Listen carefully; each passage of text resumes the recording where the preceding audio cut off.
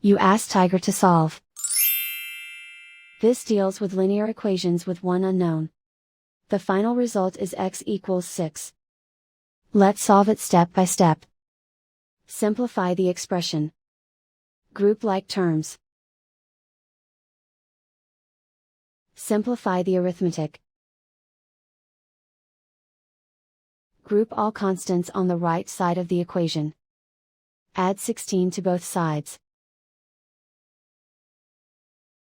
Simplify the arithmetic.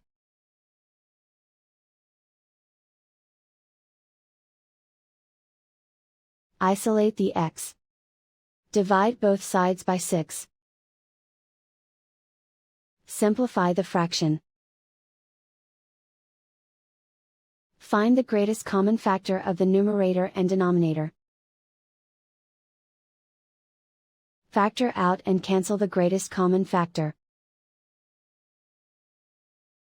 And so the final result is x equals 6.